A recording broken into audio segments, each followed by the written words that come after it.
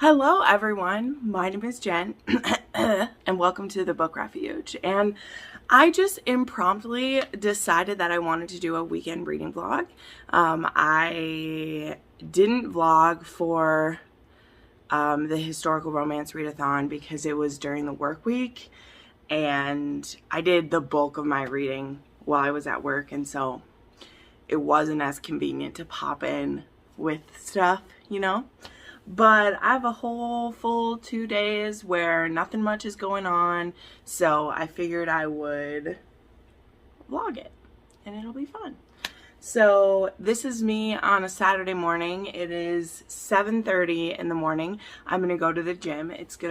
Last week we had nice temperatures. It was in the 70s, but it's gonna boost back up to the 90s, kind of start today. I think it's high 80s and then it's gonna be in the 90s again. So that means that to make sure I go to the gym, I need to get up early to do it because once it starts to get warm, it is so hard to make me go to the gym today.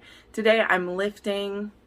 I probably won't record that. I mean, I know I won't record that. I'm not as cool as some of my friends putting my lifting in the vlog, but yeah, I'm going to be doing some squats today and not trying for a PR, but, excuse me, but doing my, like, max today. So that'll be cool. But yeah, my reading plans aren't like set in stone, but here's what I'm thinking that I'm going to be doing. So yesterday, for me yesterday, I listened to Whiteout by Adriana because I have an arc for Uncharted, which is the sequel. And I don't know what made me do it, but I had listened to a podcast, Fated Mates did a podcast about Whiteout, and I thought it sounded really interesting. And I thought, you know, I bet that audiobook will feel like a movie. And it really did. Like, it was very exciting. One of my holdovers from still like regular fiction and from when I was a kid is that I love survival stories. I love movies. I love forced proximity. I love Man Against Wild. Like, I love that stuff. And Whiteout was that with a little bit of romance. So it wasn't overly steamy. I mean, they're stuck in very cold conditions, and so there's only some specific times and ways that we're actually able to get it on. But I thought it was a great adventure and survival story. I really did. I really enjoyed it. I think I ended up giving it 4.5 stars, and I rounded it to a 5 because my sole reason for disappointment is that there wasn't more sex in it. And in case of this one, what the book is about, it's not even logical that I need that. And I still had a great time. I did it pretty much in one sitting, so I liked it. So last night I did start Uncharted, and I'm like 30% in already, and I'm also enjoying that one. So this one also takes place in a colder place, but this one's in Alaska, not quite as unmanned as Antarctica or Arctic, wherever they were at. But it is a female pilot gets sent in to rescue someone, and things, of course, immediately go to shit. And so her and this guy and his dog, there's a dog, I'm already scared, are trying to basically survive until her team can extract them. So that's what's happening there. Some other possibilities is I need to read this one's on my TBR. This is the last book in the Warrior King series, and I have an audiobook for this one. I also am listening to Flames of Chaos by Amelia Hutchins. I am not sure whether I will be DNFing that or not, though, because I'm not enjoying it very much. The hero, and she fully outwarns you that he's bad.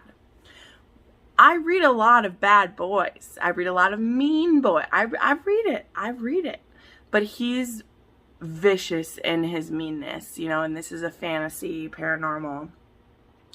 And I am a good, like, how far I'm in. I'm like 35% in, which I know isn't a lot, but this is a big book. So it's been almost 200 pages of him just being horrible to her and calling her names and manipulating her. And like, that's not fun for me when it's not like, oh, I hate you, but like, I'm nice to you.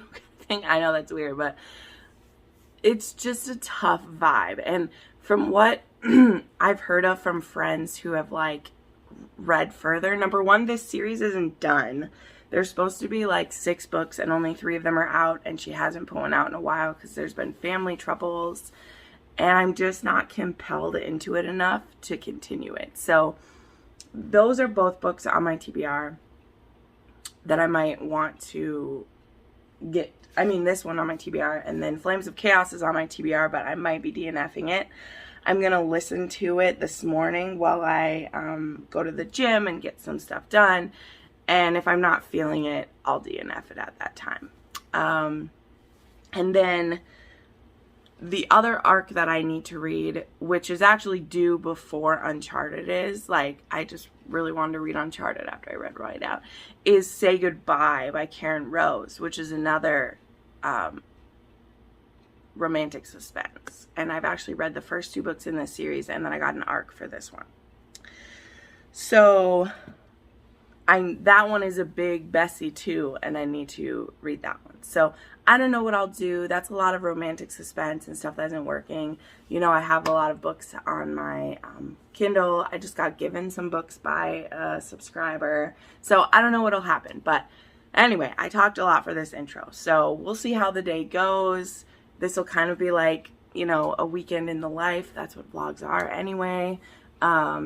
But the main things I need to do is, yeah, go to the gym. I'll come home, shower, get my face put on, and then it's time to film my videos. So I have a lot of videos prepped and ready to go. There'll be my weekly one. I'm going to try to do a small YouTuber shout out, small romance YouTuber shout out.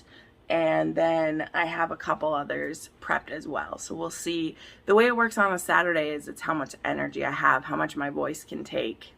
And then that's what gets filmed. So we'll see. But all right, I'll check back in later. Well, hello. I'm looking a little more glamorous for this check-in, don't we know? Well, it is a few hours later. I went to the gym, did my lifts. It was great. Did some Stairmaster. Not so great, but still did it.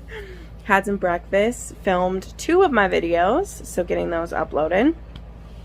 Now I am watching some Booktube. I'm actually watching Elliot Brooks. I still love her channel. It's a holdover from when I read a lot more fantasy, but I still enjoy listening to her sometimes. So yeah, one of my videos is uploading right now as we speak. And so I'll probably get the other one edited and uploaded and get all that up. And then what I need to do is, I know in my previous clip I mentioned that I want to do a small YouTube booktuber shout out. So I actually put up a question in my community tab asking for small creators, either they could promote themselves or someone else that they're watching. And I got a great response. So I want to film that video. But the thing is, I don't just want to just show someone's name without knowing what they do. So I need to go and watch a couple videos, see what their main theme is, whether it's just contemporary romance, dark romance, all books as a whole, or whatever. Because I did have a little bit of criteria, which I didn't tell everyone. I was like, I'm not going to make it hard. I just wanted to know people. So it's going to be creators who are under 1,000 subscribers, who mostly focus on romance, and who upload consistently. So those are going to be my 3 criteria. So I need to watch some videos. I started this research the other day. Also, some of them are people that I like already know and I follow their channels. So I'm just double checking everything. And then, because those videos, well, I haven't done one in a long time. I've done 2 or 3 of these before. And I love doing them, I absolutely do. But they're a lot of work. They're more work than any other video that I do. And they're usually some of the shorter videos because I try not to ramble too much. The point is to get people to go subscribe to them. It's not to, you know, completely talk about all their content and everything. So the main goal is to keep it to, you know, about 30 seconds to a minute for each person, but I need screenshots of them. I need to get their links and all that. So the back end of these videos is the most work that I do. It's still totally worth it. People have done that for me in videos before, and it makes a big impact.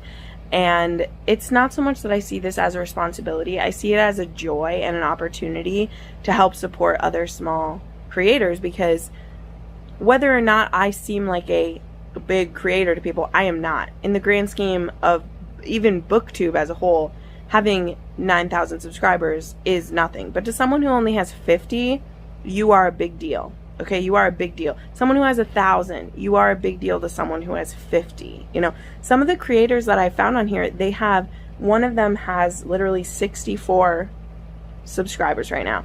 But they're making good content and they're sharing their opinions, and I love their attitude. And so I want to turn some people to them, because I know that if even 10 people from my video subscribe to theirs, that's going to feel like a huge boost to them. Like, I still remember when every subscriber just made me weep with joy. You know, it just made me so happy.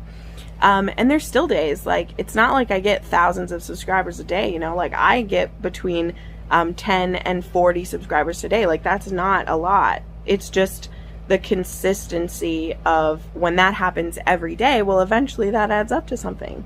But you have to keep posting and you have to keep that energy, and it's hard to do when you're small and no one's interacting with you and nothing's happening. So sorry, I didn't mean to turn this into big girl pep talk, and I'm not trying to pat myself on the back. I'm just telling you, I want to make that video, but there are a lot of work, and that is a tough thing to want to take your time to do it, especially when those videos, they don't do great on my channel, right? Because if people don't care to be looking for other creators, they're not going to watch your video, you know? But I know that it's important to sow those seeds and to support other people, because people have done it for me, you know? And I've heard from my friends who I've done a shout out video before when I had way less subscribers than now, who were like, Jen, you validated me and made me feel supported to keep going. And I was like, okay, well, then I can take the couple hours of time that it takes to make these videos to support people. So anyway, that's what's happening right now. I'm going to finish uploading the videos I already make, and then I'm going to watch some Booktube, take a couple of notes for each person, and then hopefully get that one filmed. So, hello friends. So, it is now 5 p.m. and I've gotten some stuff done. You know what? I don't care. Whatever. Jiggle my wiggle. It's fine. We'll just... This is what it looks like when I read. Here we are.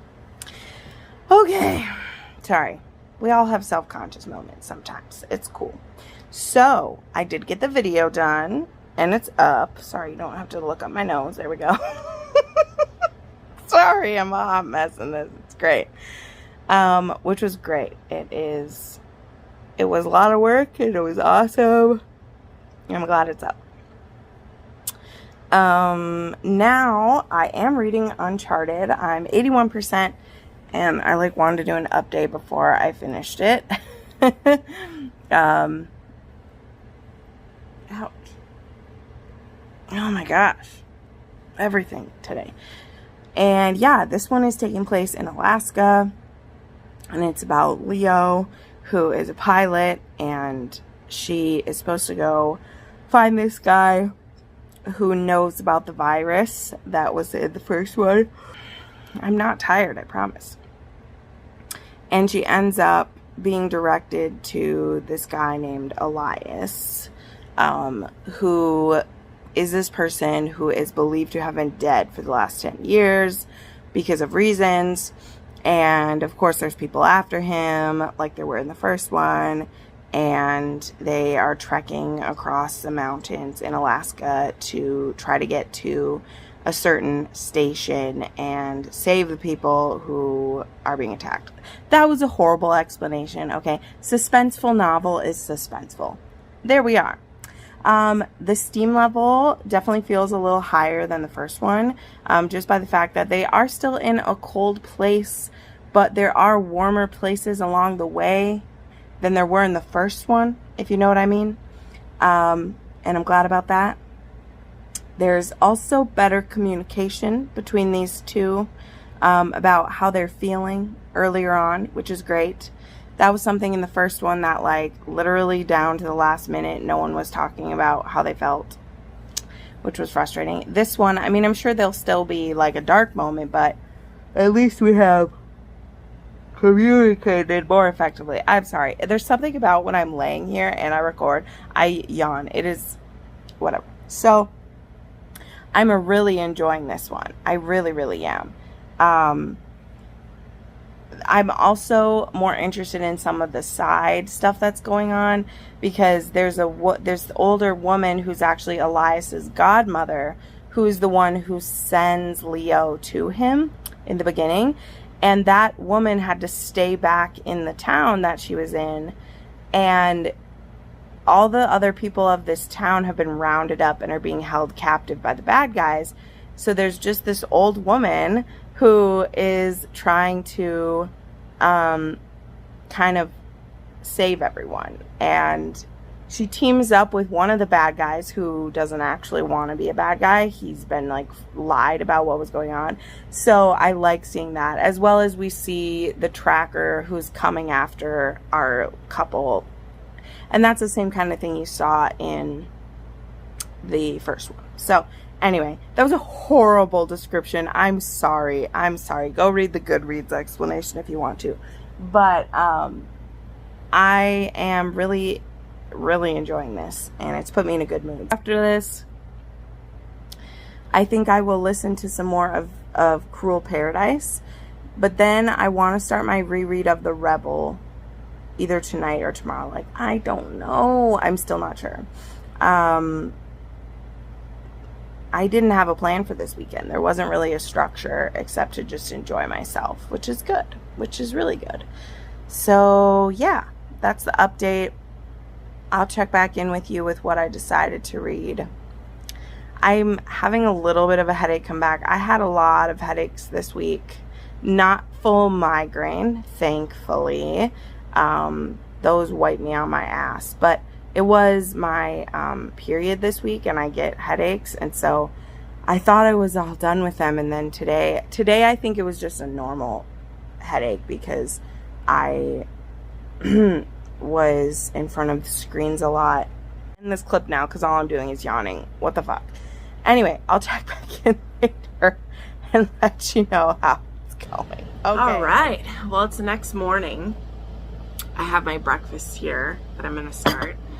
And my coffee. I love this mug. I love Harry Potter merch. I don't care what anyone says. It makes me happy. So, let's talk about what I finished last night, and I'll tell you what the plans for today are. I finished Cruel Paradise by J.T. Geissinger, which was really eye-opening, and I now, like, it's totally fine the order in which that I read her books, but I really wish I'd read this duology first, because it definitely fills in some information specifically for Carnal Urges, because Declan, Daddy Declan from Carnal Urges, he is an important-ish side character in Cruel Paradise.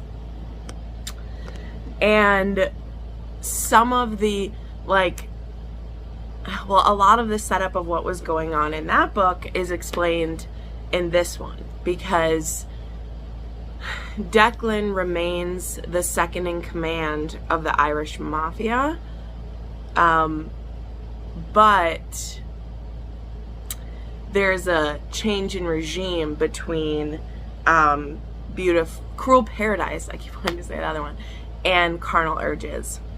And there's some information we find out about Killian that I really have a lot of, like, questions about what that will mean for Savage Hearts, if that will come back around. And J.T. Geissinger did leave a note at the end of Carnal Urges that there is some things in this duology that reference that. So I don't know.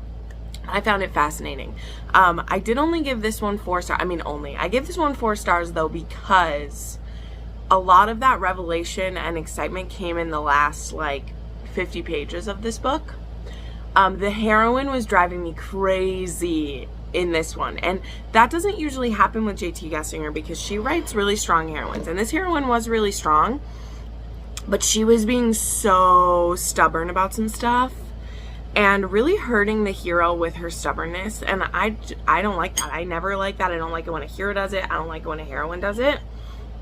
So it was really tough for me to see her hurt him that way and not trust him, and it just bugged me. So that was difficult. I also did squeak in a Jessa Kane novella or short story called Daring the Doctor. My friend Tiffany was binging these yesterday, and she was pointing out a couple that she wanted me to read, and I was like, okay, well, I'll just slide it in, because it was literally 64 pages. Hers are all really small, and I'll be honest, that's part of the reason why I don't read them. I think a lot of you who are longtime viewers know I really don't like novellas or short stories, because if it's written well, I want more of it, which is good. I mean, that's what an author is doing, is trying to get you to keep reading their stuff. And if it's not good, I feel like I wasted my time with it. But she told me about a certain situation having to do with blood, and not like blood play, like virginal blood. I'll just say that. That made me want to try it, because lately I've been discovering that female bodily blood, and you know what I mean, I've been reading about heroes who handle it in a very interesting way, and it's apparently a new kink, like new kink unlocked. I did not know it was a thing. Because Lessons in Sin has something like this, Carnal Urges has something like that. There have been other ones that I've read where it's like blood play, but in those ones it literally had to do with like menstruation. This one didn't have to do with menstruation, it still had to do with blood from there, and it was pretty hot. But this was just it was a quickie. There's this woman, she's at her graduation, and she wants to be going to medical school, and there's the doctor who sees this woman and he wants to take her home with him, and he finds it, so like they interact, and then he's like, am I gonna see you in my classes? And she's like, well, I need to earn the money first, like school is expensive and I'm not looking for handouts. And so he immediately then tries to pay for school for her, because he can tell through some of their interactions, he can tell that she's really bright mind, and he wants her to be able to go, and she has some hang-ups from her family that would cause her to not want anyone to have control over her through money, okay? And so that's kind of a hang up for her in this. But he finds out where she cleans for. She's a cleaning lady, and he basically buys her services for a full month, and when she comes to his house, instead of cleaning, he has her cleaning in his office, going through his old cases and like medical things so she can learn, and it's really cool. It's had a little bit of daddy kink, had a little bit of DNS situations, and it was really sexy. So this was a 4-star. Again, I could have used a whole novel of this, but I did like, you know, I like when we get right to the smut, but when it's good, I want it to be a whole book, you know, because I obviously I love erotica, I love erotic romance, but when it's good, I want the full story. I don't just want a little snippet, so it's hard for me. But anywho, I started my reread of The Rebel. It's over there. I will show that in a clip later on. I'm eating my breakfast, then I'm going to church. I always love when I'm vlogging. I'm going to church.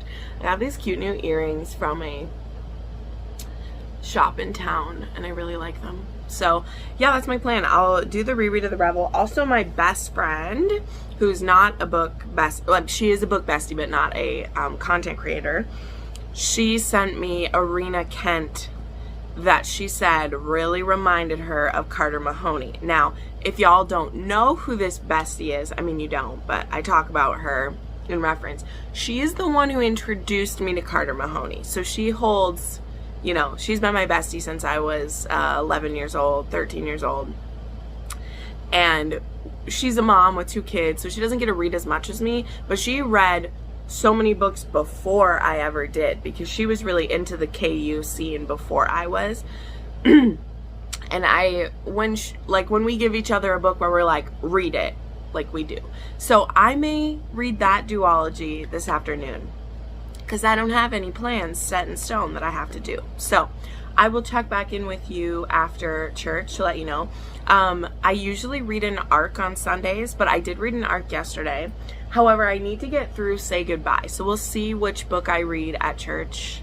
I usually read during like the announcements and stuff at church, because they take forever at my church. The announcements are so long, so I might try to get through some Say Goodbye. But yeah, I'll let you know. Hey, oh my gosh, it's a little while later, and I'm a hot mess. It's cool. It's in the afternoon now, late afternoon, going towards evening. Church was great, food was good, and I just finished Red Thorns by Rina Kent, which is the first in this like Thorns duet that I mentioned I think already, and I can confirm it did give me Carter Mahoney vibes for what the hero feels and stuff. Something that made it like kind of different is that we get the hero's POV in this, where Untouchable is all from the heroine's point of view. And by getting the hero's point of view and seeing like why he wants to do this, and like how he is like evolving into this person who likes this consensual non-consent and this like darker sexual appetites, was really interesting. Like I would have found it fascinating to have Carter's POV in Untouchable, but it also made him more of a mystery, and it made him someone that Zoe was trying to figure out. And our heroine isn't so much trying to figure our hero out in this one. She's just trying to understand like why she likes it so much that she likes to run from him and have this like rape fantasy. And something that I also appreciated about this one is that there is a safe word involved with this. So that makes this consensual non-consent, even when there are some dubious situations. There is a dubious situation as kind of their first encounter, but it's not the same as Untouchable, okay? It's not. There still is a, like, it's dubious consent. Like, she does agree with a little coercion, if that makes sense. It's hard when we're dancing around these lines. However, for the rest of their encounters, they have a safe word in place, and so then it's consensual non-consent, because she's agreeing to all of it. So put that out there. If those parts of Untouchable are what disturbed you the most, this one's different. But also this is duet, so I don't know how this story ends yet. This is a bigger story than just the, like, this isn't even really a bully romance. Like, he's not a bully to her beforehand. They just don't really know each other, and then they get engaged in this because reasons. So there isn't that kind of like aggressive bullying that is happening in Untouchable either. I know I'm comparing it to it, but that's what you want, y'all. So there was a cliffhanger for that one. I'm definitely planning to dive into it, but I wanted to wrap this vlog up.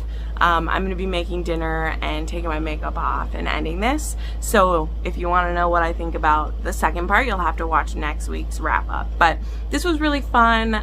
It was cool to do just a quick little vlog. I don't really do those anymore unless I have a reason. But it was fun. It was a really successful weekend. I got through a lot of really great books, and this will be really cool. So anyway, thanks for coming along with me. Make sure to check me out in my links down below if you don't. We're working towards 10,000 subscribers now. I'm gonna have a big fucking party when we get there, and I can't wait. So if you're not already subscribed, help me get to that goal. And stick around for more content too. I put up 3 to 4 videos a week. If you want to watch some more of them, you can do that right now. Bye.